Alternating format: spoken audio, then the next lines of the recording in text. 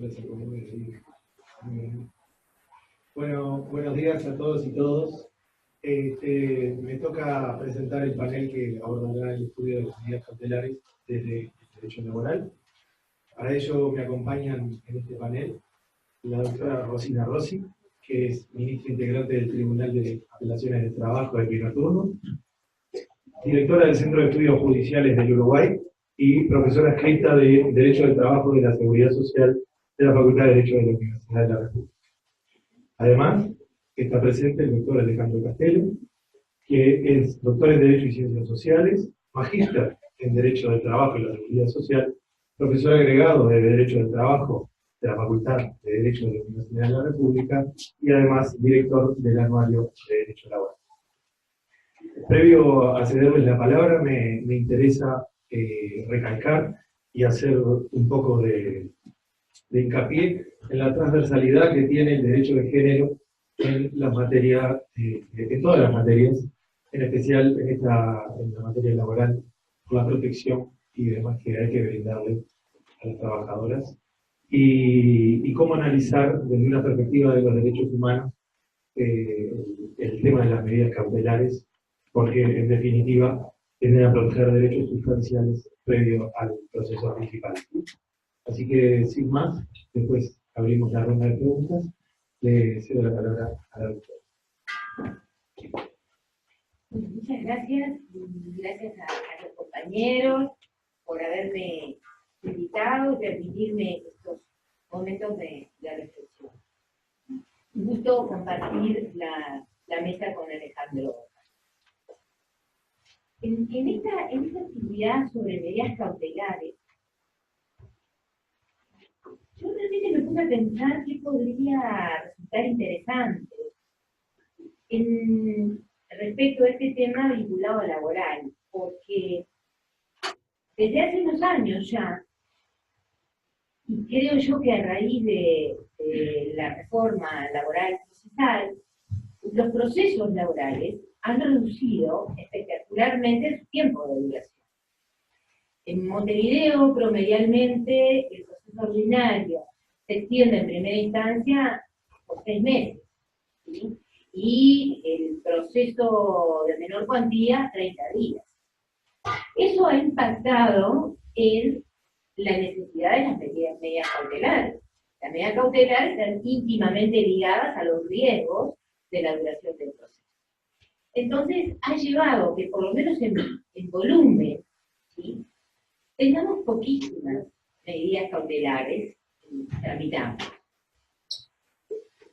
De allí que, para buscar un tema que fuera más interesante, que tuviera que ver con medidas cautelares, se me ocurrió este otro tema que en parte adelantaba Juan Pablo, y es, ¿cuál es el impacto de las medidas cautelares de la Ley Integral de Tutela contra la Violencia de Género en la relación de trabajo? Y he realizado algunas reflexiones que voy a compartir. El proyecto de exposición es el siguiente. Voy a precisar cuál es el punto de partida. Me voy a referir cuáles son los instrumentos para poder razonar, aplicar, llevar a un caso concreto la ley 19.580, a identificar como en tercer lugar las personas tuteladas por la garantía laboral, a poner la mirada un instante en algunos antecedentes de impacto, de situaciones de impacto, de hipótesis externas a la relación laboral, pero que tienen sus consecuencias en la relación laboral. Una breve mirada a cuáles son las medidas cautelares de la 19.580, ¿sí?, y cuáles son concretamente los puntos de impacto de las medidas cautelares en la relación de trabajo, y alguna reflexión final. Con ese proyecto, entonces, primer punto. Como decía Juan Pablo, el propósito de la ley 19.580, ante todo, el tratamiento de la violencia basada en género de manera integral. Es decir, tratando de mirar el problema como un universo y no sectorialmente. Esa es la razón por la cual la ley 19.580 nos convoca a todos en nuestras especialidades, ¿sí? Estamos todos convocados a aplicarla y a analizarla, penal, civil, laboral, familia. Como decía una juez en una expresión que a mí me pareció muy linda de imagen y muy ilustrativa, la juez de paz de Baltasar Brum dijo, tenemos que escanear la ley 19.580 por todo el derecho, ¿no? Por todo el derecho. ¿Por qué? Porque se proyecta hacia las distintas ramas. ¿Te acordás? Lo dijo la colega en aquel curso de estereotipos de género. Bien, ese es el propósito. Ahora, como en todos los ámbitos, de nada valen las declaraciones de derechos si no tenemos garantías. El respaldo de los derechos son las garantías. La ley 19.580, entonces, por un lado, reconoce una serie de derechos como derechos fundamentales, pero también construye el respaldo de los derechos, que son las garantías. Y si los operadores no ponemos la energía en las garantías, los derechos se corren por el piso. Entonces, esto del impacto de las medidas cautelares en la relación laboral justamente va por el camino de las garantías de concesión de los derechos. Finalmente, ¿cuál es el problema que me pareció interesante? Es muy común a quienes ejercemos laboral observar cómo hay hechos de la vida externos, totalmente externos a la relación de trabajo, que impactan en la relación de trabajo. ¿Sí? Impactan en la relación de trabajo quiere decir que provocan determinadas consecuencias, provocan costos también. Pero algunos de esos costos, son cubiertos por la seguridad social. Otros de esos costos, en cambio, son cubiertos por el empleador. Entonces, vamos a pensar algunos de esos casos. ¿Sí? Pensemos en el trabajador que se enferma de enfermedad común. El trabajador que se enferma de enfermedad común no puede trabajar. Eso supone que el empleador no tiene al trabajador. Eso supone que el empleador tiene que reorganizar el servicio ante la ausencia del trabajador. Bien, ¿quién asume el mantenimiento del trabajador durante esos días? El ordenamiento jurídico laboral lo ha solucionado. Le dice al trabajador, los primeros 4 días corre a su riesgo, los días siguientes viene en rescate la seguridad social. Frente a unos cuantos hechos de la vida que pueden impactar en la relación de trabajo, la seguridad social viene allí en rescate. Pero hay otras situaciones en las que el ordenamiento jurídico pone al empleador a responder, aunque el empleador no tenga absolutamente nada que ver con esto. Pensemos, por ejemplo, y no tenga el empleador ni la relación de trabajo, ni la antigüedad del trabajador en la relación de trabajo. Pensemos en alguna de las licencias especiales. La licencia por matrimonio, el empleador le tiene que conceder días de licencia, aunque haya empezado a trabajar hace muy pocos días, ¿sí? Pensemos en la licencia por fallecimiento. Pensemos también en la trabajadora embarazada que hacía trabajo nocturno. El ordenamiento jurídico carga al empleador diciéndole modifique el horario y no le retire la compensación especial por nocturnidad. Ahí el costo lo está asumiendo el empleador, ¿sí? Las salas de lactancia, el costo, en determinadas situaciones, más de 20 trabajadoras en un establecimiento, lo tiene que asumir el empleador.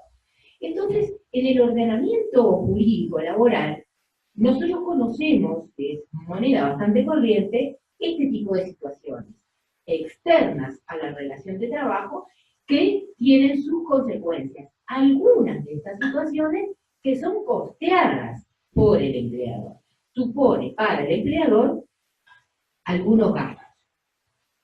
Hay otra bien interesante, por ejemplo, que yo desconozco hasta qué punto se lleva a la práctica, y es el tiempo que el trabajador utiliza cuando es testigo en un juicio. El 160 del CGP indica que el trabajador que va a declarar a un juicio, de lo que sea el juicio, ¿sí?, no hay que descontarle el salario. Francamente, no sé si se aplica o no se aplica, pero acá tenemos el empleador soportando esta situación económica del trabajador que va a juicio, a prestar testimonio. Bueno, y después otras, el día de la mamografía, el día del Papa Nicolau, ahí no está la seguridad social, ahí está el empleador respondiendo. El tiempo libre para votar no se aplica, en realidad, pienso yo que demasiado esto, por lo menos en lo que son elecciones nacionales, porque está declarado feriado pago y no laboral. Bien.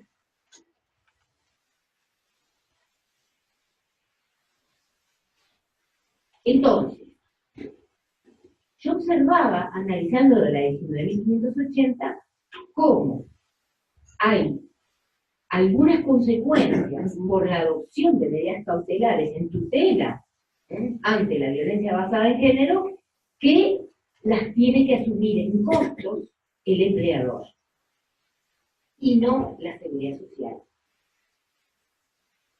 Ahora, antes de ingresar en el análisis de las 19.580,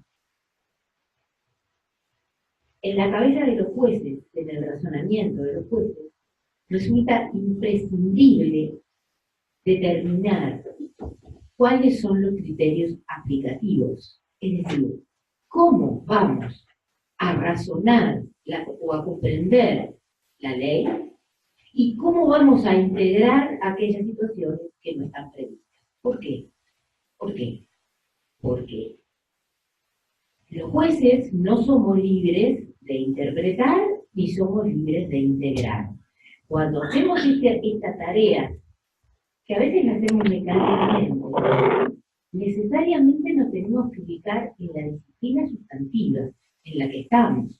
No interpretamos el derecho igual cuando trabajamos en familia que cuando trabajamos en civil. No podemos interpretar o integrar las soluciones normativas de igual manera cuando estamos en un proceso entre iguales, como habitualmente ocurre en la materia civil, como cuando estamos en procesos en los que hay un sujeto que desde el punto de partida está en una situación de debilidad y el ordenamiento jurídico tiene en su tutela y construye ordenamiento jurídico en su tutela. Entonces, antes del inicio del análisis de cualquier disposición normativa, necesitamos los jueces decir, bueno, bien, ¿cuáles son los principios, los estándares a los que yo me tengo que ceñir para comprender el contenido, por ejemplo, de la ley 19.580? Los más modernos cuerpos normativos justamente se ocupan de esto. Y la ley 19.580 es un ejemplo. ¿Sí? En el artículo 3, la ley 19.580 nos dice al aplicador, al hermeneuta, al juez, cómo tenemos que comprenderla, cómo tenemos que integrarla. Esto es lo que se llama interpretación o aplicación conforme. ¿Qué significa la aplicación conforme? ¿Y para qué sirven estos estándares? O estos principios aplicativos de la ley. El artículo 3 de la ley dice: para la interpretación e integración de esta ley, se tendrán en cuenta los valores, fines y los principios generales del derecho y las disposiciones de la Constitución de la República y de los instrumentos internacionales de derechos humanos, en particular la Convención Interamericana para prevenir, sancionar y erradicar la violencia contra la mujer, Convención de Belén do Pará, la Convención Internacional sobre Eliminación de todas las formas de discriminación contra la mujer, la CEDAW, la Convención Internacional de Derechos del Niño, la Convención Internacional sobre Derechos de las Personas con Discapacidad y la Convención Interamericana sobre la Protección de los Derechos de las Personas Mayores. Esto en realidad, en el ámbito laboral, a quienes ejercemos laboral, no nos resulta novedoso, ¿sí? El profesor Benoît Gelata, tomando el concepto del Consejo Constitucional francés, construye a su vez en nuestro país la idea del bloque de constitucionalidad. ¿Qué es esto del bloque de constitucionalidad? Justamente es algo similar a lo que dice el artículo 3. Son aquellos principios y estándares, ¿sí?, que están plasmados en forma expresa en el texto constitucional, los que surgen en forma implícita en el texto constitucional, y todos aquellos instrumentos internacionales que reconocen derechos fundamentales a los individuos, ¿sí? Vuelvo a decir que esto es manera común razonarlo así en materia laboral, porque en materia laboral tenemos un abanico de instrumentos internacionales que son los de producción de la Organización Internacional del Trabajo, convenios, recomendaciones, resoluciones, ¿sí?, que conforman el bloque de constitucionalidad. Aquí lo que nos está diciendo el artículo 3 es: para comprender la ley 19.580, para llevarla a la realidad, apliquemos el bloque de constitucionalidad, interpretemos e integremos conforme con el bloque de constitucionalidad. Pero si no sigo desarrollando el razonamiento, parece algo muy pomposo que se queda en el aire. A los que somos operadores, ¿qué tanto nos interesa esta cuestión del artículo 3 de la 19.580 o del bloque de constitucionalidad? Es que el bloque de constitucionalidad guía y legitima o no nuestro razonamiento y nuestras deducciones. ¿Por qué? Porque en el proceso de razonamiento que hacemos, los jueces vamos, usando términos de Bostini, de la disposición normativa a la norma. Vamos a crear la norma jurídica que vamos a aplicar en el caso. Partimos de la disposición normativa fría, pelada, podríamos decir, y la llevamos al caso concreto. La llevamos al caso concreto y creamos la norma para el caso concreto. Pero en esa tarea intelectual no somos libres. Justamente, en este tipo de casos, cuando razonamos la ley 19.580, nos indica el producto del razonamiento debe ser conforme con este bloque de constitucionalidad que indica el artículo 3. ¿Y qué quiere decir que es conforme con? Que cada vez que en nuestro razonamiento proyectamos una solución, no podemos aplicarla e irnos a dormir. Vamos a testar nuestro razonamiento con los principios o estándares. Y vamos a ver si nuestro razonamiento está en línea directa, desarrolla, concreta los principios estándares. Por eso decía al inicio que la interpretación o la aplicación conforme es la que nos legitima el producto de nuestro razonamiento como jueces, o la que lo deslegitima, ¿sí? Para que sea legítima mi interpretación en el área laboral, y aquí yo voy a entrar a lo que es la violencia de género, la violencia laboral basada en género, mi razonamiento, decir, bueno, acá la ley quiere decir esto, solamente es válido si esto que me proyecto como resultado de mi proceso intelectual responde a los principios. Si choca contra estos principios del artículo 3, empiezo de nuevo a razón.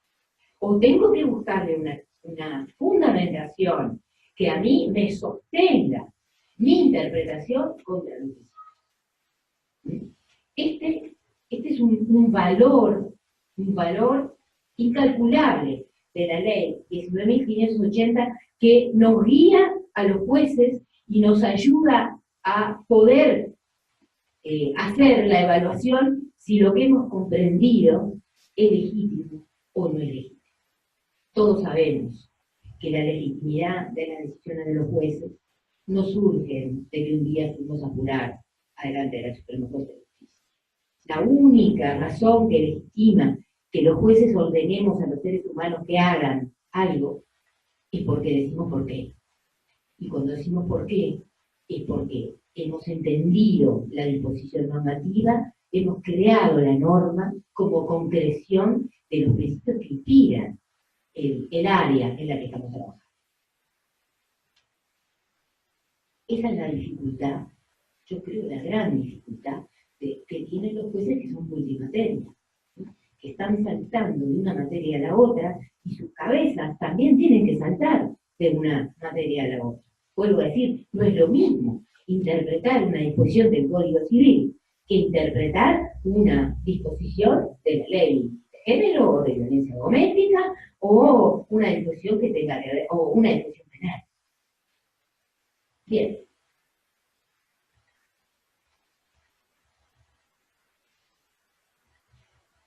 ¿Quiénes son las personas que están tuteladas por las garantías de la 19.580?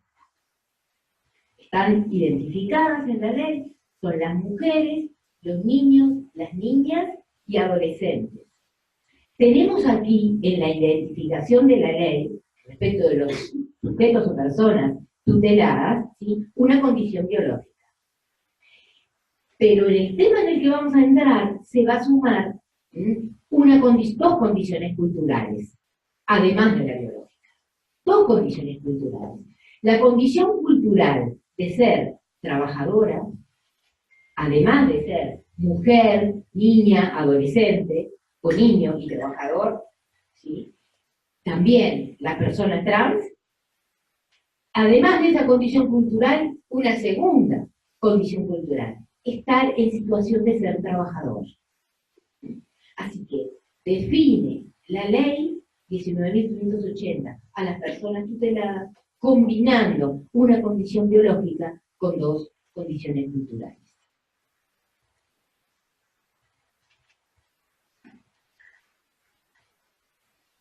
¿Cuáles son las medidas cautelares que están previstas en la ley 19.580? Gracias. Tenemos medidas cautelares genéricas y medidas cautelares especiales. Yo quiero adelantar que puse la mirada en las medidas cautelares especiales. Primero, porque las medidas cautelares especiales son las que tienen mayor vinculación con la relación de trabajo.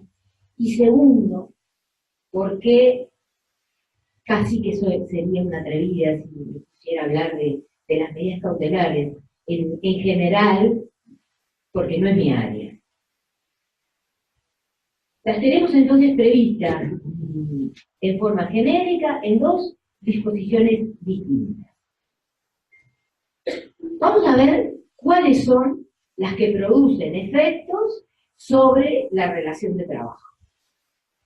Y cuáles de esos efectos son los que se cargan al empleador. ¿Por qué? Porque cualquiera de los sujetos tutelados, ¿sí?, que además está en condición de trabajar, es decir, que además agrega la condición biológica de ser trabajadora o niño en su caso, trabajador, supone que está inmerso en una relación de trabajo. Y cuando está sujeto a medidas cautelares, puede ello significar que vea afectada la realización de su obligación principal, que es prestar el trabajo. Entonces, como puede estar en riesgo la realización de la prestación del trabajo, es que en el marco de las garantías de las medidas cautelares se establecen algunos costos, podríamos llamarlo así, gravámenes, que va a tener que soportar el empleador según ha resuelto la ley 19.508. ¿Cuáles son? Estos son los artículos. Artículo 65 literal G, 65 literal H, 40 literal B y 40 literal F. Vamos a verlos uno por uno. El artículo 65 literal G indica que el juez que dispone la medida cautelar de tutela contra la violencia de género puede ordenar al empleador disponer el traslado o suspensión de la persona denunciada cuando la violencia ha ocurrido en el lugar de trabajo. Aquí tenemos que comprender entonces, estamos en el ámbito de la relación de trabajo. En el ámbito de la relación de trabajo nosotros tenemos en principio, dos sujetos, empleador y trabajador. Uno que tiene más poder que el otro. ¿Por qué tiene más poder? Porque ostenta poder de dirección, poder disciplinario, y esto responde a una razón, porque es quien asume los riesgos de la realización del proceso productivo. El otro sujeto es el que se somete a ese poder de dirección. Ahora, aquí, por mandato de la ley, el juez, después pensaremos quién es el competente, el juez le está invadiendo de alguna manera al empleador esa área que es propia de su poder de dirección. Yo tengo aquí un juez que le dice al empleador que no fue parte en el proceso de medidas cautelares, le está diciendo, traslade, suspenda quiere decir, ejerza el poder disciplinario, de esta manera. Traslade quiere decir, ejerza el poder de dirección, haga uso del ius variante. O sea, aquí le viene desde afuera una imposición al empleador, que tiene su punto de partida en un hecho de la vida del que el empleador es absolutamente ajeno. Bien. Otra de las medidas es que el juez de las medidas cautelares disponga correctivos u otras medidas, ¿sí? Otras medidas distintas que, aunque no tengan relación directamente con la persona denunciada, como agresora y provocadora de la necesidad de la imposición de las medidas cautelares. Aquí tenemos otra situación en que la ley, ¿sí?, se introduce en la relación de trabajo y de alguna manera restringe, restringe el poder de dirección del empleado. Se me está ocurriendo, cuando analizaba esta disposición, que no va especialmente dirigida al sujeto denunciado, aquellas situaciones de acoso laboral ambiental. El acoso laboral ambiental en la hipótesis en la que el acosador, ¿sí?, lo que hace es provocar un ambiente general que hace sentir en la víctima una situación de acoso. O sea que el juez también puede, más allá, el juez de las medidas cautelares, también podría, más allá de indicarle al empleador, ordenarle el traslado de la suspensión de un trabajador que fuera el denunciado, la imposición de otras medidas. No le está diciendo al empleador, adopte medidas, como dice la ley de acoso sexual, por ejemplo. Está el juez, el competente, disponiendo cuáles son las medidas adecuadas adentro de esa empresa para tutelar a la persona violentada. ¿Hasta qué punto la restricción al poder de dirección del empleador? Y hasta qué punto también la integralidad de las soluciones de la ley, ¿sí? Es osada la ley, es osada. Esa integralidad va incluso a la esfera absolutamente privada del empleador.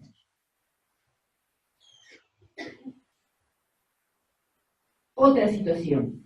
La licencia extraordinaria con goce de sueldo por 24 horas en caso de imposición de medidas cautelares. como la disposición no aclara si se está refiriendo a las genéricas o a las especiales, aquí, a la luz de los principios, y uno de los principios, la interpretación extensiva, tendríamos que concluir que ante cualquier medida cautelar, la víctima trabajadora tiene derecho a 24 horas de licencia sin perder lo que es su jornal, o el equivalente a su jornal. Otra situación en la que la ley está cargando al empleador con esta tutela.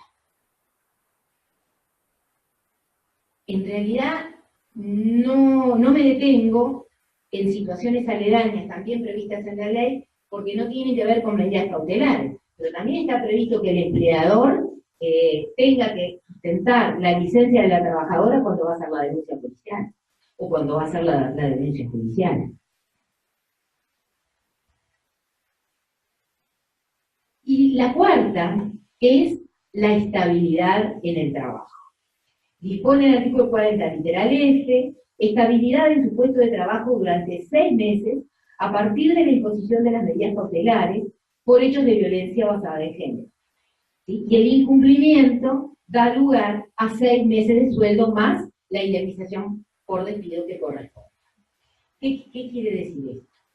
Esto significa que una trabajadora víctima de violencia basada en género que ha sido tutelada con medidas cautelares, tiene también tutelado su puesto de trabajo durante 6 meses.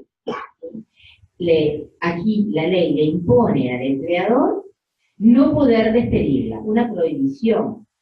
Una prohibición, de todas maneras, al menos aplicando la solución legal, esta prohibición va en línea con el resto del ordenamiento nacional, en cuanto a que la estabilidad es relativa y propia, ¿sí? No indica la ley 19.580 la reposición de la trabajadora mal despedida que estaba en periodo de tutela, lo que indica es una indemnización por equivalente. Vuelvo a decir que esta es la solución de la ley, y esta es la solución en general del derecho uruguayo frente a situaciones de trabajadores tutelados en el empleo, en la estabilidad en el empleo. Salvo una excepción expresa, que es la de la ley 17.940 de tutela de la libertad sindical, que admite la reposición, admite que el trabajador pida la reinstalación. De todas maneras, en la doctrina comparada y ya en la doctrina nacional, tenemos algunas construcciones, ¿sí?, que sustentan que, tratándose de derechos fundamentales, la única forma de restituir realmente en el goce del derecho fundamental es la reposición, ¿sí? Vuelvo a decir, doctrina extranjera y también doctrina nacional, más allá de la ley 17.940. Bien, estas 4 disposiciones que impactan, digamos que en la economía del empleador, y que son absolutamente novedosas en la relación de trabajo, nos provocan una serie de preguntas que los jueces nos vamos a tener que ir contestando cuando nos aparezcan los casos, que no quiere decir que sean todos.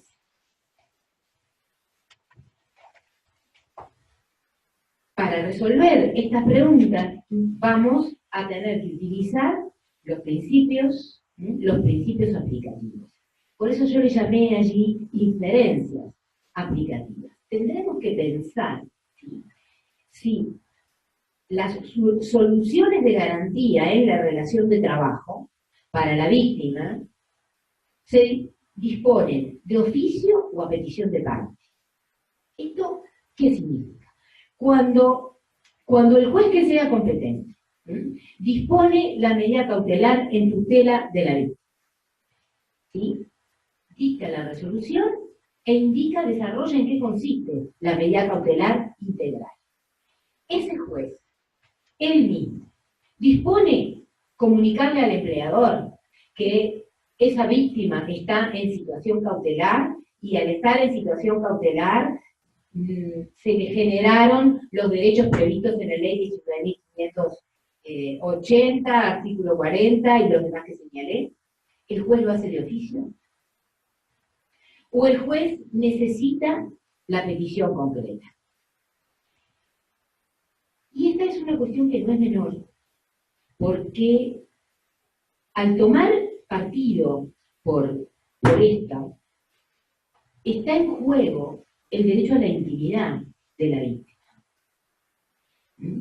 La víctima en situación de violencia basada en género está en una situación difícil, en una situación que supone naturalmente que la vida se le complica por varios lados y que también se le puede complicar en la relación de trabajo. Esa es la preocupación del legislador. Y quizá prefiera que el empleador no tenga conocimiento de esto.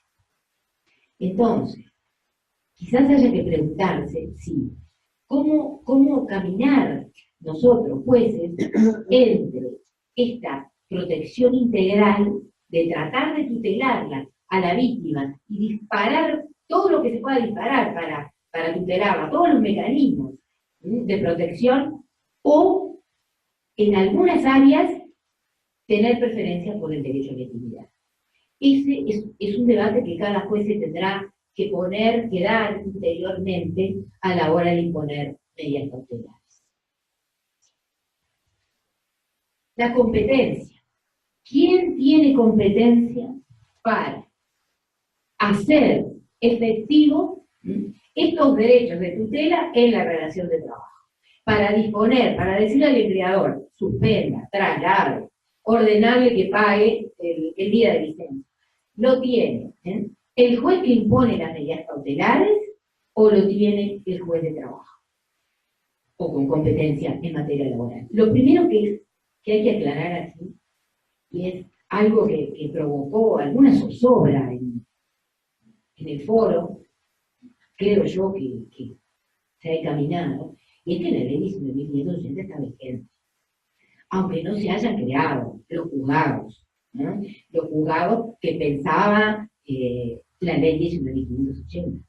¿Pero por qué está vigente? No se precisaba una circular de la Suprema Corte.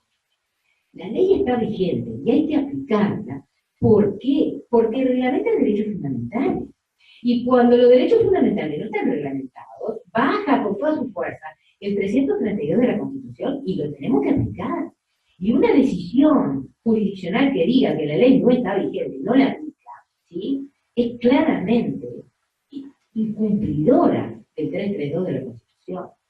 Eso es lo primero, lo más claro, lo más grueso que podemos pensar cuando nos ponemos a razonar quién es el competente. Habrá que ver, tendremos que confrontar las normas, las disposiciones normativas distributivas de competencia en violencia doméstica y en materia laboral. Tendremos que razonar los laboralistas si esto es un conflicto individual de trabajo, si se puede apreciar como un conflicto individual de trabajo ampliado. ¿Cuál es el plazo? ¿Por qué? Porque cuando el juez de las medidas cautelares impone la medida cautelar, impone plazo, ¿sí? Al imponer plazo de la medida cautelar, en espejo o en cascada, las limitaciones u obligaciones que tiene el empleador van a llevar el mismo o diferente plazo.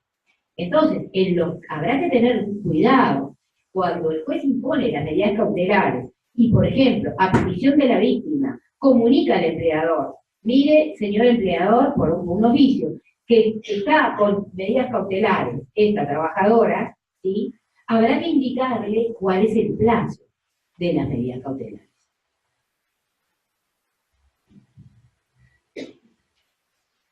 El ámbito de la aplicación, este es de los problemas más sencillos, ¿no? No dice si solamente refiere a situaciones de violencia laboral u otro tipo de violencia, ¿sí?, que puedan llegar a impactar en la relación de trabajo. Una trabajadora que sufre violencia doméstica, que tiene, por ejemplo, como se nos presenta en el problema de perdón que no me sale ahora, cuando no hay más remedio que poner una custodia a la trabajadora, ¿sí? No hay más remedio que ponerle la custodia, la trabajadora no puede ir a trabajar con la custodia policial. Entonces, ahí tenemos la situación de violencia afuera, no hay violencia laboral, ¿sí? Y al empleador no le sirve que venga la trabajadora a trabajar al mostrador de la panadería con el policía, y tampoco sirve a la trabajadora que el policía se quede en la esquina. Bien, un punto que me parece muy importante. La situación jurídica en la que se encuentra la víctima respecto de esa garantía de tutela laboral que también tiene con la imposición de las medidas cautelares.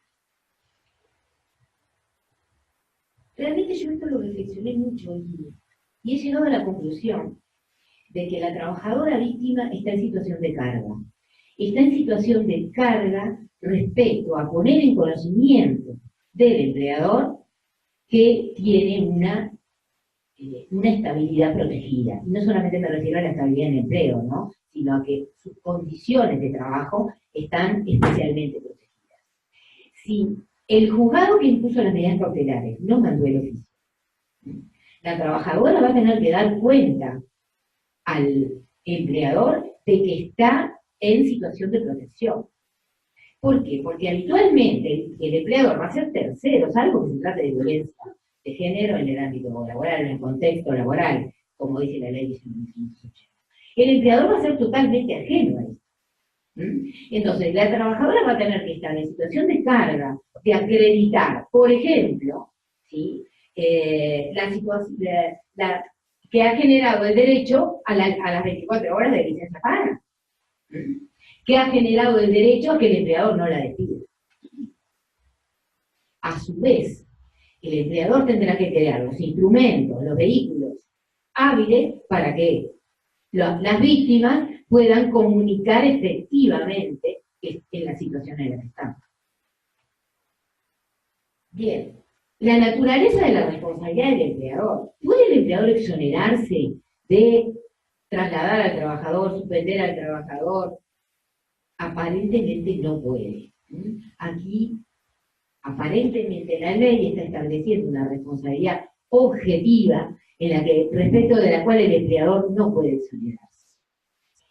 De todas maneras, hay una situación distinta, y es aquellas hipótesis en las que incide la conducta de la trabajadora. No es lo mismo situaciones de notoria mala conducta que imposibilidades del empleador. Si el empleador, en periodo de estabilidad de tutela, despide, pero por notoria mala conducta, es decir, por actos que tienen que ver con la actuación de la víctima, parecería que allí, ¿sí?, está bien desplazada la tutela. Bueno, y en una de las inferencias, que es bien interesante, por suerte tengo una sentencia, que está en el numeral 9. ¿Cómo articulamos la estabilidad? Es decir, el empleador no puede despedir durante 6 meses cuando la víctima está con medidas cautelares, la estabilidad con las situaciones de relaciones laborales atípicas. Es decir, atípicas en cuanto al tiempo de duración. En principio, la relación de trabajo es de duración indefinida, pero el ordenamiento jurídico nacional reconoce la legitimidad de relaciones de trabajo a término, ¿sí?, por una razón objetiva de término, contrato de trabajo de obra, ¿sí?, contrato de trabajo de zafra, contrato de trabajo de temporada, contrato de trabajo a prueba. ¿Cómo articula el derecho a la estabilidad con ese vínculo laboral que nació con plazo? Cuando coincide el vencimiento del plazo con la estabilidad. ¿Cómo se consigue? Bueno, este problema no es nuevo, la doctrina y la jurisprudencia laboralista lo han resuelto, y para otras hipótesis, por ejemplo, derecho a la estabilidad del trabajador accidentado, ¿sí?, en un contrato de obra, si la obra se terminó, el trabajador vuelve del Banco de Seguros del Estado con el periodo de estabilidad, pero la obra se terminó o se terminó para su categoría, podríamos entender que está sentado el criterio de que primó la naturaleza del vínculo que trabaron y no la tutela de la estabilidad. Y decía que tengo una sentencia, no quiere decir que no haya otras, es la única que conozco, que muy amablemente me mandó Juan Pablo Novela. Es una sentencia de Pitiápolis, ¿sí? En un juicio de menor cuantía. Y es un caso bien actual, pero bien actual. La sentencia del 2018, la hipótesis de hecho ocurre sobre fines del año pasado, y se trata de una trabajadora que estaba protegida por medidas cautelares. El juzgado dispone las medidas cautelares y el juzgado dispone el oficio al empleador comunicando la situación de tutela, invocando la 19.580, el abanico total de tutela que tiene esa trabajadora. ¿Qué ocurre? La trabajadora viene al juicio laboral diciendo, yo estaba en estado de tutela y el empleador me despidió. Viene el empleador al juicio y el empleador, ¿qué contesta? Yo no tengo responsabilidad en cuanto a la estabilidad porque esta trabajadora estaba contratada para trabajar durante tales y cuales meses. Lo que ocurrió no fue un despido, sino que fue un vencimiento del término. Y entonces esta sentencia, alineándose con estos otros antecedentes jurisprudenciales que para otras áreas de estabilidad han entendido que prima la naturaleza del vínculo antes que la estabilidad, concluye en que efectivamente la tutela de la trabajadora por la medida cautelar, la tutela en cuanto a la estabilidad, en este caso no puede concretar. A mí me interesa destacar un punto de la sentencia, tiene muchos puntos interesantes, pero hay un aspecto que Juan Pablo analiza. Se toma el tiempo de analizar en un considerando el tema de la libertad. La libertad en la relación de trabajo es un bien humano que está restringido para la persona que trabaja. ¿Por qué? Porque se somete, porque necesita del salario, se somete a la conducción, a la organización de otro sujeto que tiene más poder.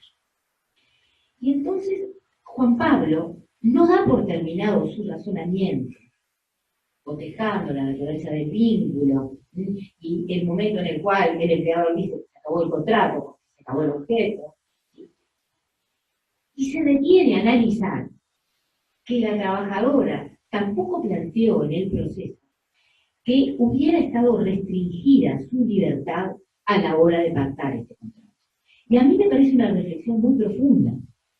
¿Por qué? Porque la situación de desigualdad entre empleador y trabajador no solamente existe en el ámbito en que la relación de trabajo se está ejecutando, existe antes, ¿sí? Cuando el trabajador va a ingresar a la relación de trabajo. Entonces, el hecho de que el juez se haya puesto a reflexionar sobre el estado de libertad de la víctima refuerza la fundamentación de su decisión. Por eso digo que lo vi como un argumento muy profundo que legitima esta solución, que desestima la tutela, ¿sí?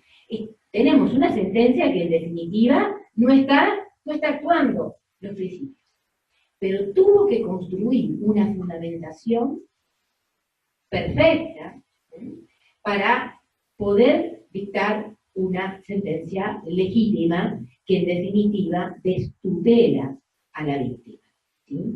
La cuestión de la libertad a la hora de contratar perfectamente podría haber sido incorporada por la víctima y podría haber sido un tema objeto de prueba el análisis de qué tanta o qué grado, porque la libertad la medimos por grado, qué grado de libertad tuvo esa persona cuando fue a contratar para solicitar un trabajo. Bien. Para terminar, bienvenida la ley 19.580, pero quienes la vamos a aplicar, tenemos mucho trabajo por andar, ¿no? Mucho camino por andar, mucho razonamiento para hacer, y las conclusiones no pueden ser más que primarias. La primera gran conclusión es que la ley está vigente. Cuando resolvamos quiénes somos competentes, no perdamos el objetivo, que es la tutela efectiva de la víctima, y busquemos soluciones que efectivamente garanticen que la solución legal ha sido integral. Bueno, muchas gracias por la paciencia.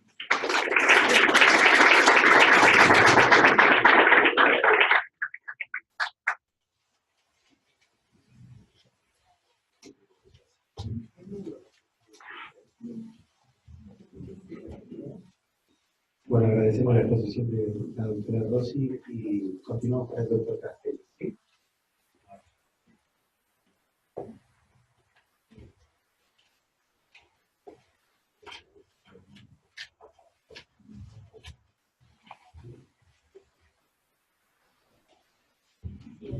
Muy buenos días. En primer lugar, un agradecimiento a la Asociación de Magistrados por la invitación. Es realmente una alegría estar con ustedes compartiendo este evento.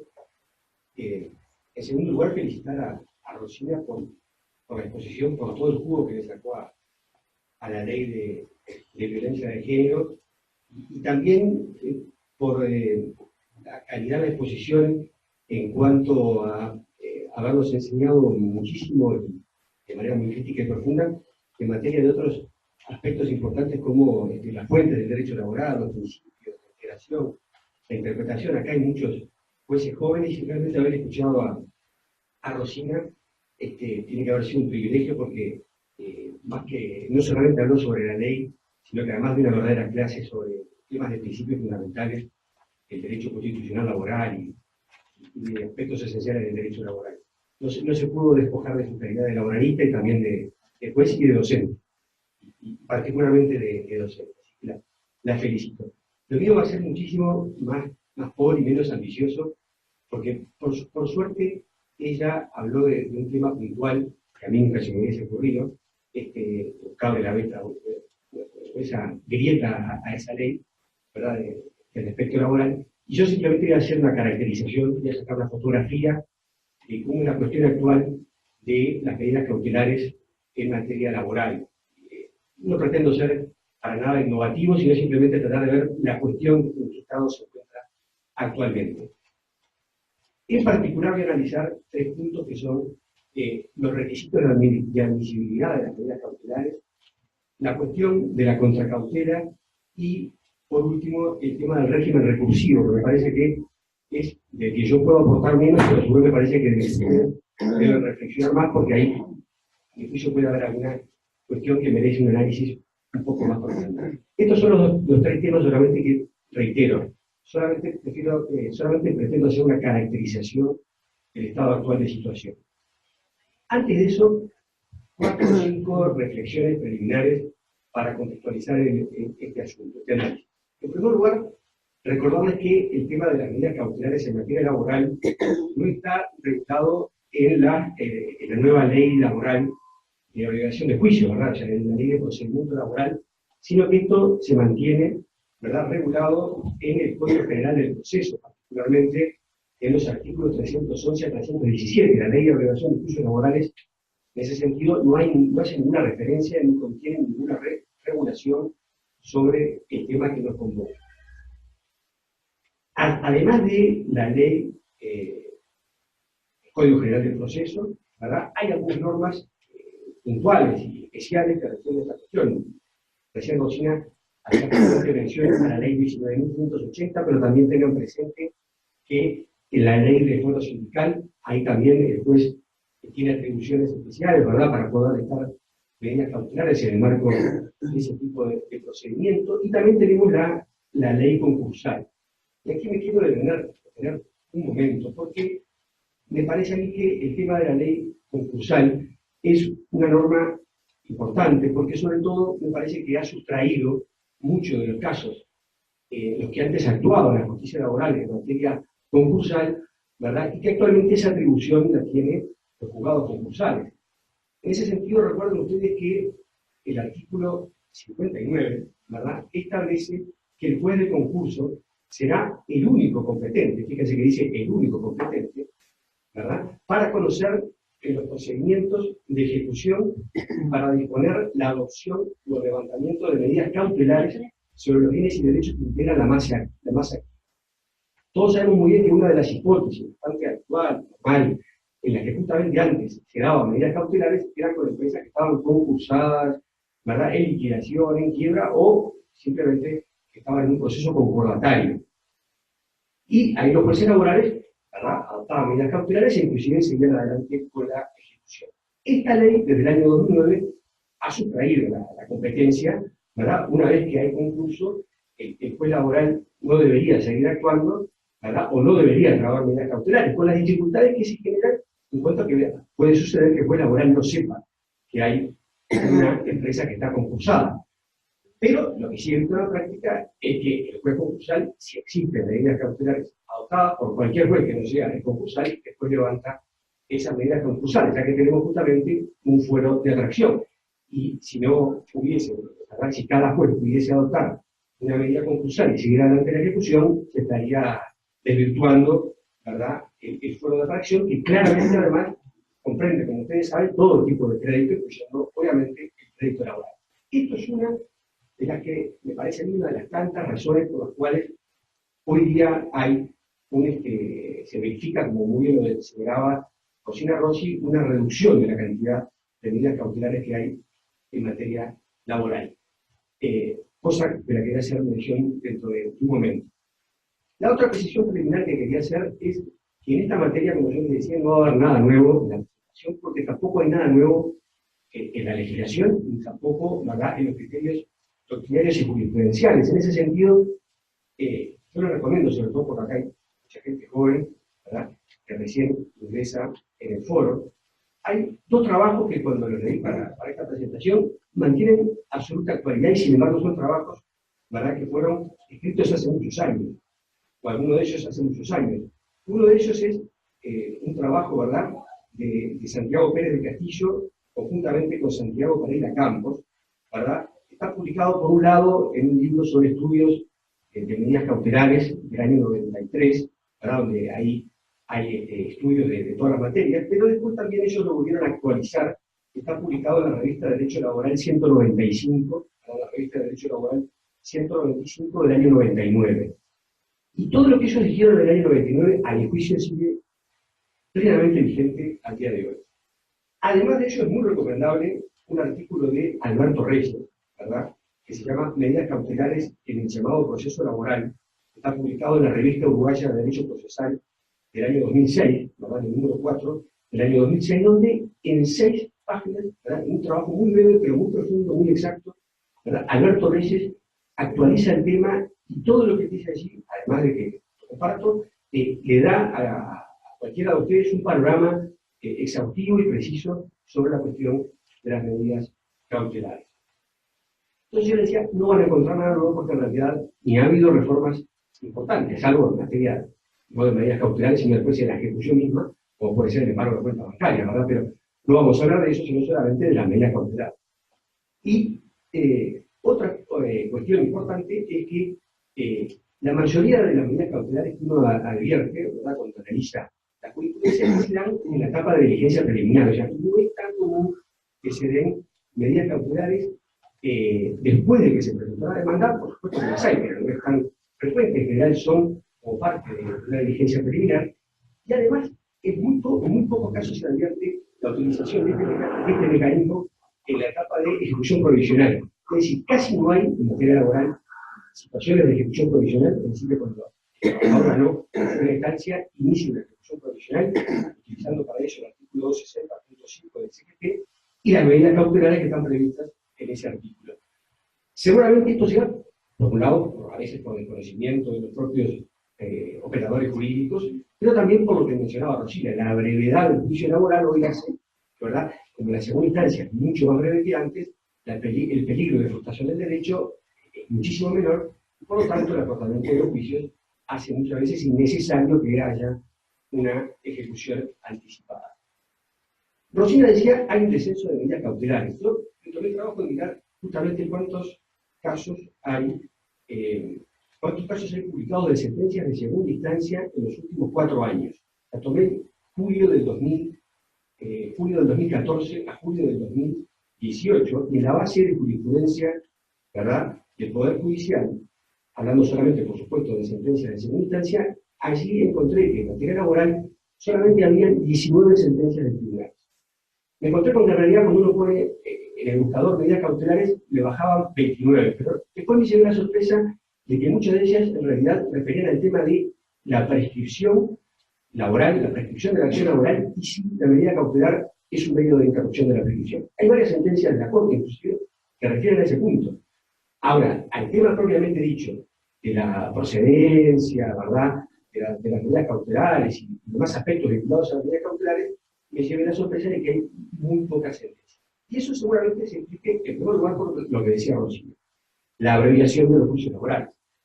En segundo lugar, me parece a mí, por el tema del fraude de atracción. Muchas de las cosas que ustedes como jueces laborales hacían antes, ¿verdad?, con empresas concursadas, asociaciones, concordato, ahora lo hacen los jueces de concurso.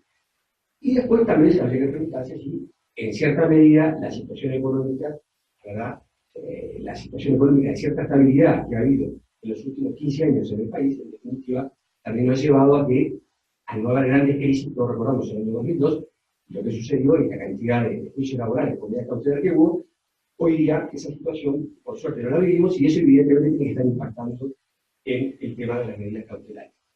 Habrá que pensar también qué va a suceder cuando se aplique, cuando se apruebe en el Parlamento, ¿verdad?, la ley del Fondo de Garantía Salarial, que seguramente eso va a ser otro elemento, otra herramienta, ¿verdad?, que posiblemente desde el punto de vista sociológico impacte en una reducción de las medidas cautelares, ya que la preocupación de los trabajadores y los abogados que los asisten, de los que los patrocinen, para adoptar medidas cautelares, que en algunos casos puede estar, ser menos importante en la medida que pueda haber un recurso, una alternativa para poder cobrar, como va a ser ese fondo de garantía salarial. Bueno, para finalizar estas cuestiones preliminares, solamente señalar que además encontré muy pocos casos de medidas cautelares de no innovar. En general, las medidas que piden los trabajadores y que en general disponen los jueces son las medidas clásicas, las tradicionales, ¿verdad? O sea, el embargo genérico, el embargo de bienes, un embargo en intervención de caja, o sea, un embargo sobre el flujo de caja a través de la intervención de un contador, ¿verdad?, de la designación de un contador. No es muy usual que los operadores jurídicos, otra vez los abogados laboralistas o los abogados, los trabajadores que patrocinan trabajadores en juicio, recurramos a las medidas innovativas, ¿verdad? No es una práctica habitual, sino que en general, más bien lo que pedimos son cautelas sobre bienes, no utilizamos, ¿verdad?, medidas cautelares para otras cuestiones que no sean justamente cautelar justamente los créditos laborales en el proceso. Y no utilizamos esa otra herramienta que pueden ser las medidas cautelares para el caso de traslados, de lugar, cambios de horarios u otras situaciones que se pueden dar en el marco de la relación laboral. Bueno, rápidamente, respecto de los presupuestos de admisibilidad, como ustedes conocen, ¿verdad?, el CGP establece que hay 3 grandes requisitos que debe demostrar o probar, acreditar el que pide, ¿verdad?, el peticionante de una medida cautelar, ¿verdad? Y ahí tiene que, por lo tanto, demostrar la apariencia de buen derecho, ¿verdad?, el peligro de la demora, y después la razonabilidad de la medida que se pide. Este tercer elemento va a ver que es más bien una herramienta para el juez, para que el juez, como dice allí en la placa, ¿verdad?, para que el juez vea qué tipo de medida va a adoptar, para tratar de ser una medida ponderada, razonable, ¿verdad? En cuanto al quantum, todos sabemos que en materia laboral muchas veces los juicios son muy abultados, muchas veces los abogados tendemos a inflarlos, y eso hace que de repente se adopta una intervención de caja, ¿verdad?, cautelando un crédito que sabemos que difícilmente se va a después poder verificar en la práctica. A veces puede ser una medida retorcida, ¿verdad?, o de carácter abusiva o desproporcionada. La extensión temporal, es que este concepto va a ver que el de la razonabilidad es muy utilizado por parte de los juzgados. Rápidamente, respecto del tema de la apariencia del buen derecho, acá, como yo les decía, no hay nada nuevo, ¿verdad? Acá lo que exigen las sentencias es justamente la acreditación, ¿verdad?, de la verosimilitud de la fundabilidad de la pretensión. En materia laboral, este es uno de los puntos en los cuales, en general, la justicia es, como dice allí, muy amplia, muy flexible, muy abierta, ya que no existe una prueba categórica, fehaciente, ¿verdad?, de que el trabajador es titular de derechos o créditos que se están adeudando, sino que en general se utiliza un criterio de normalidad, ¿verdad? El primer criterio de normalidad, en general, es que el trabajador muchas veces haya pasado primero, en la medida de lo posible, por una actuación del Ministerio de Trabajo, ¿verdad? Y el acta ahí puede surgir del acta, o puede haber una presunción a veces de créditos que se adeuden, ¿verdad? Y de qué es lo que está reclamando el trabajador. Aquí uno lo que advierte es que también la jurisprudencia, en general, suele ser más celosa cuando los rubros que se reclaman son excepcionales. Una cosa es cuando se reclama salario sin pago, aguinaldo, licencia, indemnización por despido. Otra cuestión es cuando se reclaman rubros excepcionales, como pueden ser despido abusivo, diferencias de categoría, descansos intermedios, zonas extras, donde allí, es verdad, en general, la acreditación de esa apariencia de la existencia realmente de ese crédito suele ser un poco más exigente, y la prueba que los tribunales admiten, por supuesto, se admiten todos los medios de prueba, pero la prueba excelente, que ustedes saben, por excelencia en materia laboral, es la prueba sobre todo por testigos. En laboral, para la prueba más importante es por testigos, aunque en este punto específico, ¿verdad?, de la fundabilidad de la pretensión, es importante también, ¿verdad?, el contrato de trabajo, los recibos de sueldo y otros documentos que pueda tener el trabajador. También uno advierte, y eso hay que puntualizarlo, que en general es mucho más exigente, rigurosa la prueba que existe en los tribunales cuando el trabajador invoca en esa demanda que uno de los temas que va a discutir en el juicio es que justamente si era trabajador o no. Hay muchos fallos que dicen que cuando justamente es un trabajador que dice que la relación laboral era simulada, la relación laboral, ¿verdad?, fue encubierta, en esos casos ahí como va a tener que hacer un esfuerzo probatorio adicional importante en el juicio, ahí en general la calificación de este elemento que estamos mirando es un poco más exigente, ¿verdad?, que para el común denominador de los trabajadores que de repente a través de un acta del ministerio, de un recibo de sueldo, de un contrato, ya demuestra tener la calidad de trabajador, y por ese solo hecho ya hay algunos créditos, ¿verdad?, que se devengan de manera obligatoria, como son los tradicionales, ¿verdad?, licencia, aguinaldo, salario profesional, indemnización por despido. Sobre el punto, rápidamente, mencionar algunos, digamos, algunos párrafos o algunas ideas que se reiteran en la jurisprudencia. Por ejemplo, se reiteran ideas como no deben ser acreditados de forma cierta e inequívoca las pretensiones del trabajador, la sentencia, por ejemplo, del Tribunal Tercero.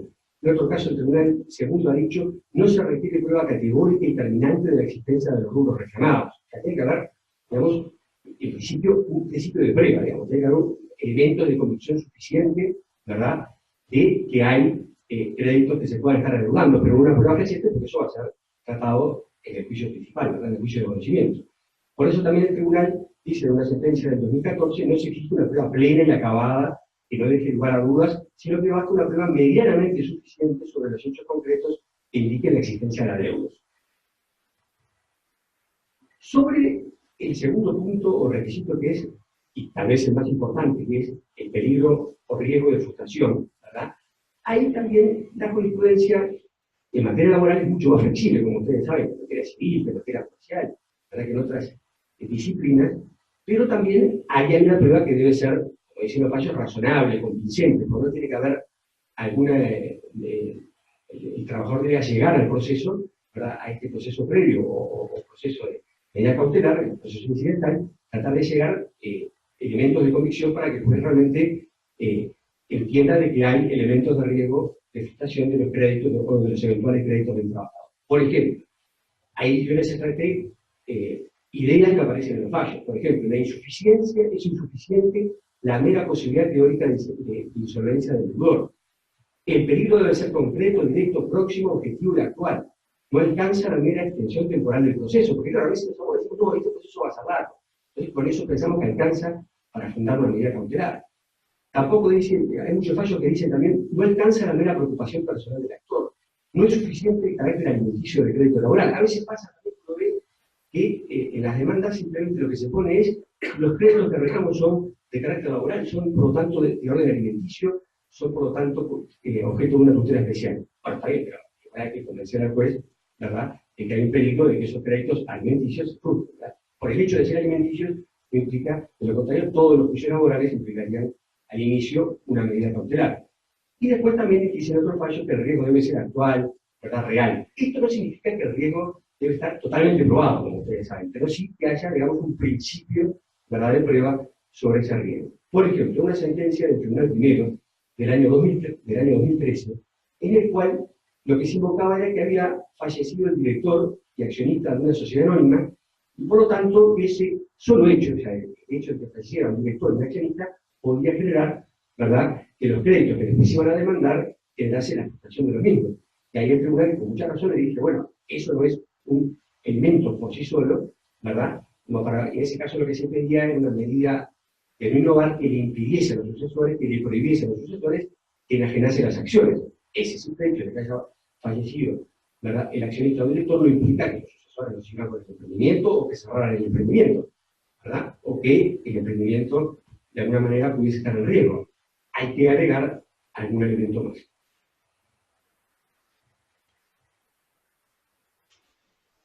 En otro caso, en cambio, el Tribunal Primero, en el caso de este año, ¿verdad?, la sentencia 14 del 2008, en cambio entiende que hay un riesgo cierto y concreto en un caso en el cual,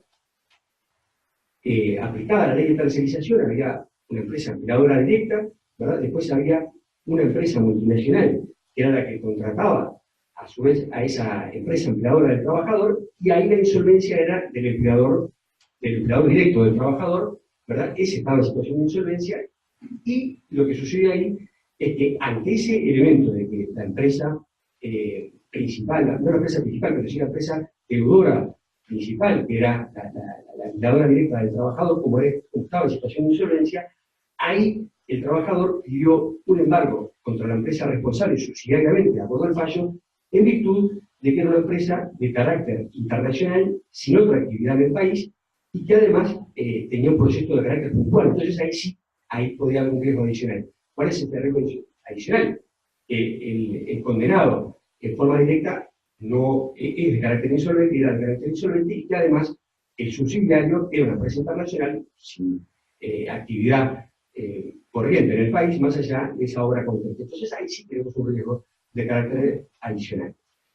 Bueno, yo les decía, hay una serie de indicadores de riesgo que surgen de los fallos que normalmente son los que se toman en cuenta para adoptar las medidas cautelares. Por ejemplo, cuando hay atrasos salariales, atrasos de pago a proveedores, despidos masivos o colectivos de trabajadores, envíos en cantidad importante de trabajadores al seguro de paro, el hecho de que la empresa tenga juicios pendientes o que tenga reclamos ante el Ministerio de Trabajo, si la empresa tiene deudas bancarias o si se le han cerrado las cuentas por parte del Banco Central, si no tiene los certificados vigentes de los organismos públicos, si adeuda servicios públicos como el Mantel, UTE, OCE, etc.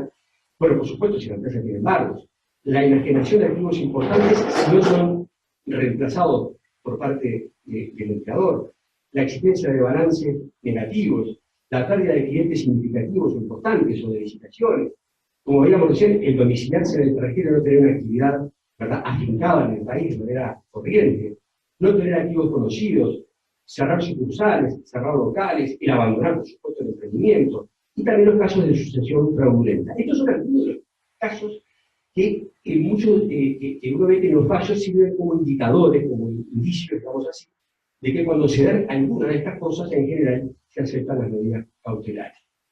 En cambio, uno encuentra en los pronunciamientos de los tribunales y de los juzgados que son indicadores contrarios al riesgo, o sea, digamos, que en estos casos se suele rechazar, ¿verdad?, las demandas de medida cautelar cuando, por ejemplo, la empresa está realizando inversiones, o la empresa se está ampliando, o la empresa está contratando personal, ¿verdad?, o la empresa continúa normalmente, habitualmente con su giro, o si la empresa enajenó, tiene su maquinaria, pero a su vez compró otros nuevos de valor similar o parecido, ¿verdad? Si hay una caída de ventas de la empresa y de ingresos, pero no implica que haya atraso. A veces uno va y lee que los juicios los trabajadores dicen, sí, la empresa cayó las ventas. Bueno, pero ese solo elemento de que haya caído las ventas no significa que la empresa esté en situación de insolvencia.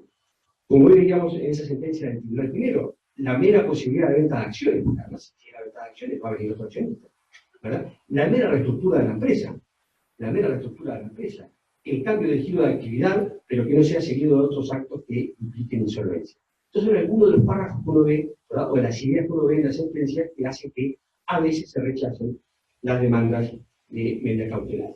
Para ir avanzando y ya terminando, el otro principio que yo les decía es la razonabilidad. En este tema de la razonabilidad, esto lo realiza con mucho acierto, ¿verdad? Con mucha claridad, yo les decía, Alberto Reyes, cuando él señala que este concepto de razonabilidad que está en la ley, en el Código General del Proceso, lo aplica a los tribunales tanto en la apreciación de la prueba, como en el tipo de medida que se va a adoptar, ¿verdad? Como también después cuando se solicita una sustitución de embargo por parte de la empresa, o se solicita el cese del embargo, o también cuando el trabajador pide una ampliación del embargo. Como también esto se aplica en materia cuando hay varios sujetos demandados. Sabemos que en materia laboral o trabajadora es muy común la comunicación de responsabilidad. O sea, el empleador directo no sea el único demandado, sino que aparezca a través de conjunto económico, empleador complejo, leyes de tercerizaciones y muchas otras cosas más, ¿verdad? Demandados terceros. Bueno, ahí a veces se advierte que en la práctica los tribunales adoptan medidas cautelares no solo contra el empleador directo, sino también contra terceros. Bueno, ahí también hay una regla de prudencia que indica que la insolvencia no debe demostrarse solamente, o el riesgo de insolvencia, no solo respecto del empleador directo, sino también respecto, ¿verdad?, del tercero al que se pretende comunicar la responsabilidad. Esta razonabilidad, yo le decía que también se utiliza, por ejemplo, en materia del tipo de medida. En materia laboral es muy frecuente que los tribunales digan que las medidas que se deben adoptar no deben afectar el normal funcionamiento de la empresa, o tratar de afectar algunos principios, ¿verdad? En eso uno ve que hay un cuidado especial, una ponderación especial, digamos, una prudencia muy especial por parte de los tribunales en cuanto a tratar de no generar, ¿verdad?, un cierre de la empresa, una dificultad de la empresa, y por eso, por ejemplo, cuando se decretan intervenciones de caja, se trata de que sean por un valor, ¿verdad?, que no afecta realmente el flujo de actividad de la empresa. Y también respecto del quantum de los embargos. A veces uno ve que, aunque se demande por $1.000.000, los embargos suelen acotarse un monto menor, teniendo en cuenta cuáles son los rubros reclamados, ¿verdad? Porque muchos de ellos, como todos sabemos, cuando son de carácter excepcional, la probabilidad de éxito en un juicio suele ser menor a cuando son rubros que llamamos normales, ¿verdad?, como son los de carácter salarial que se generan al terminar una relación laboral. Bueno, y ahí entonces uno podría decir que hay una especie de morigeración judicial de lo que pide el trabajador. En general, el trabajador pide 100, pero no siempre se le dan los 100. El otro punto es el de la contracautela. Muy brevemente, en 2 placas, solamente señalar que en esto sigue claramente existiendo la regla de que en materia laboral, la regla general o el principio general es la exoneración, ¿verdad?, la exhibición, ¿verdad?, en no exigirse al trabajador, ¿verdad?, la contracautela. Esto que como sabemos es la regla en el CGP, en realidad en materia laboral lo hemos convertido, ¿verdad?, de manera razonable, lo hemos convertido, ¿verdad?, en una regla al revés. O sea, el principio es que el trabajador accede a la exoneración de contracautela.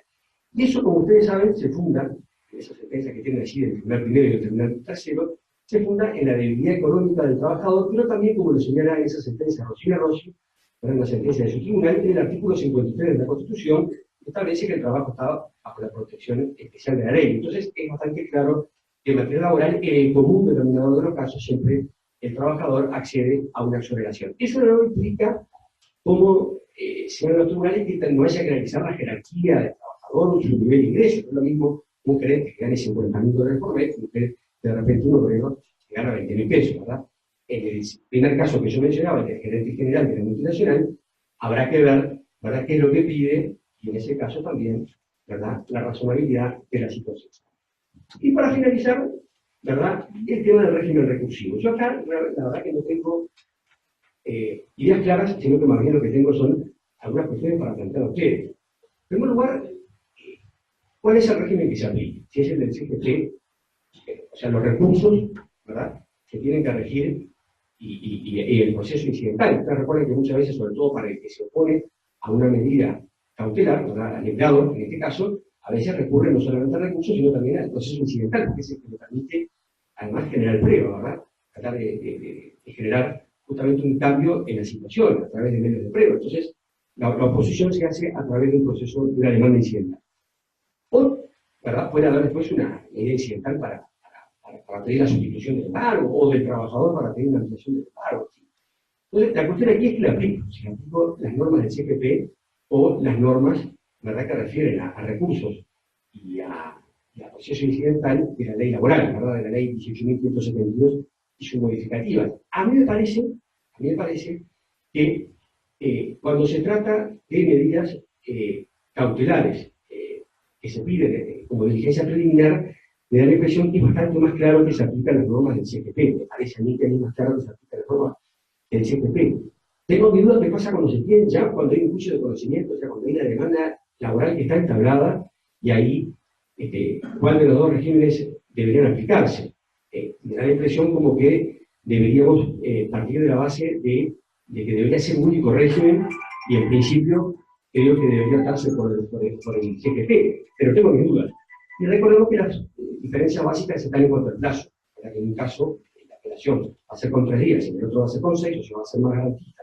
En el CGP lo mismo la demanda incidental, en un caso se va a tramitar con 3 días y en el otro 6. Esto, si uno lee la ley laboral, no da, ¿verdad?, una pista, a mi juicio, por lo menos yo no lo encontré, no da una pista exacta de cómo poder solucionar ese punto. Ahí lo único que encontré fue una sentencia, y otras, pero yo encontré una sentencia del Tribunal Cuarto del año pasado, que sin analizar el tema expresamente, si el régimen que sigue para el recurso es el de la ley laboral, ¿verdad?, de la ley procesal laboral. O sea, el trámite que le dio, ¿verdad?, en el marco de un recurso contra una medida cautelar, y aplicó, ¿verdad?, los plazos de 3 días de la ley 18.572. Para finalizar, solamente 4 reflexiones. Primero, como yo les señalaba, las orientaciones de autoridades y jurisprudenciales no han cambiado. Si uno lee el trabajo de Alberto Reyes y el de Pérez de Castillo y Pereira Campos, está perfectamente actualizado. Segundo, parecería haber un número reducido, o sea, que ha habido una caída, un descenso de las medidas cautelares, y esto creo que se explica por lo que mencionaba Rosina y estas otras explicaciones que yo mencionaba al inicio. En tercer lugar, no han habido reformas legislativas importantes, ¿verdad?, salvo en materia concursal.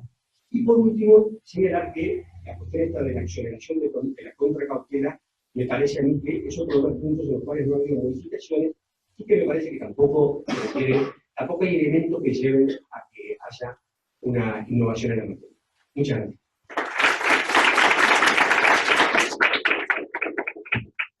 Muchas gracias, doctor Castelo. ¿Tenemos alguna pregunta? Ya la doctora Lorebu.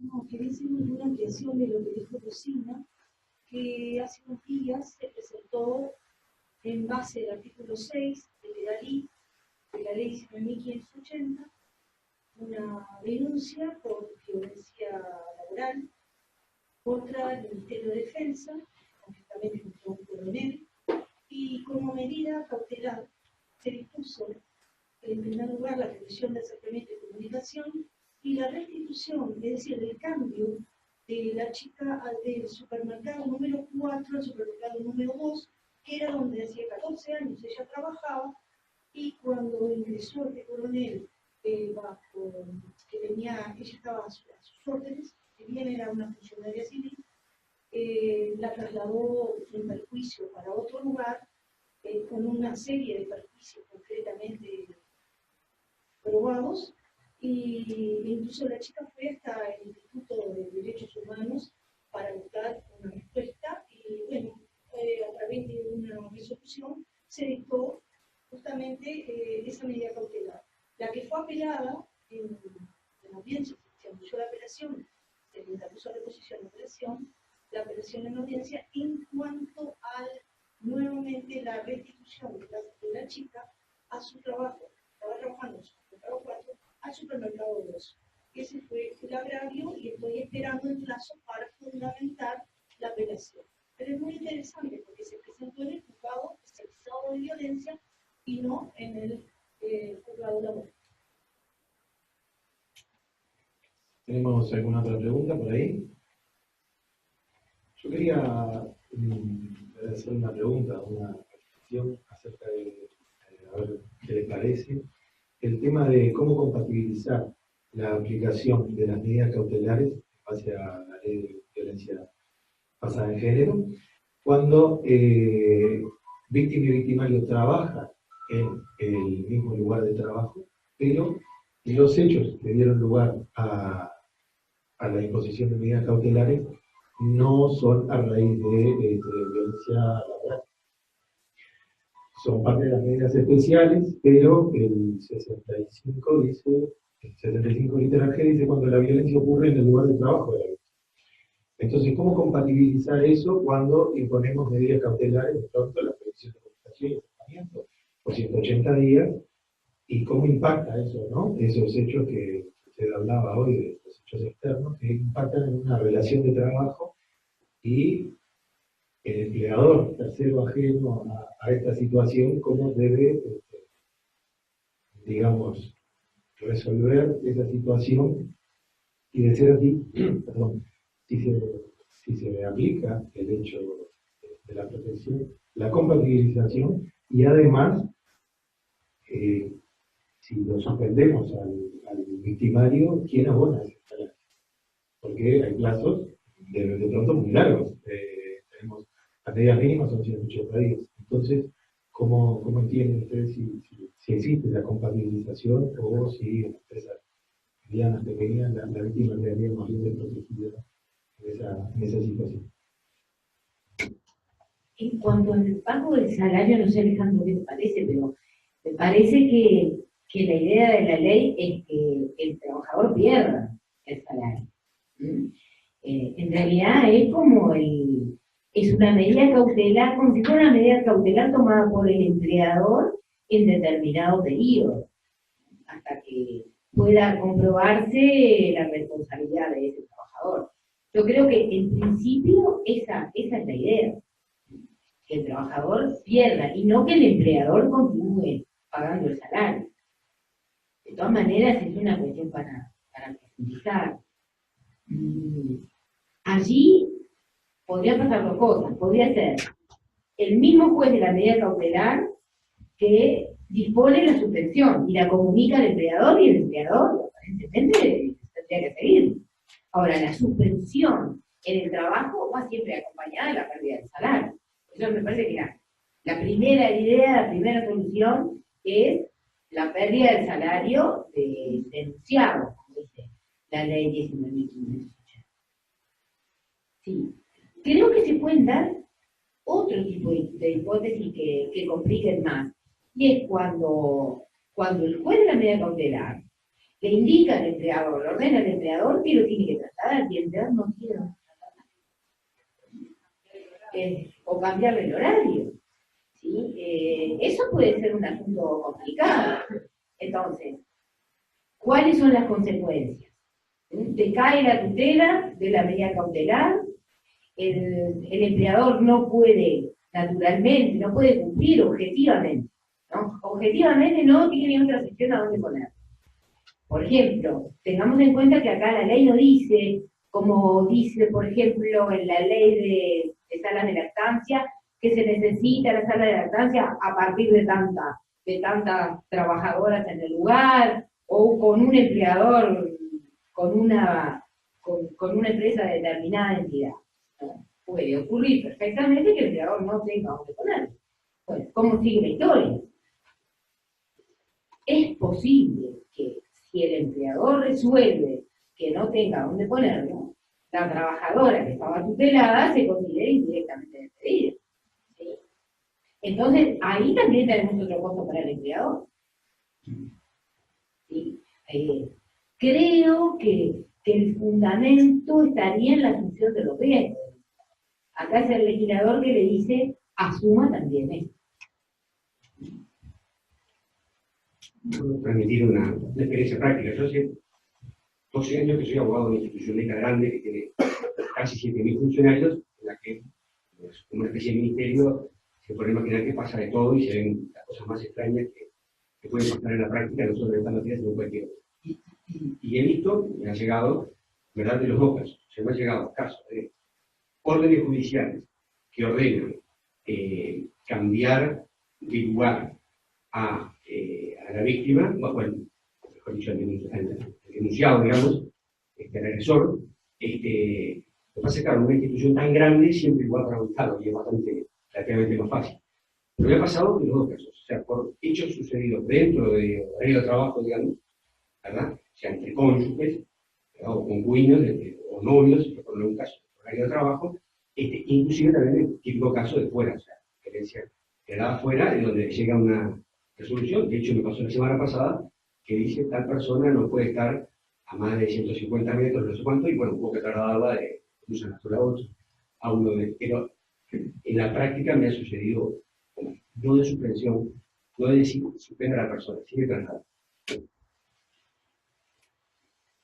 Bueno, ¿tenemos alguna pregunta más? ¿Alguna votación? Bueno, entonces les agradezco a todas y todas por participar y los esperamos 18:30 para continuar con el panel de procesal civil. ¿Sí? Muchas gracias.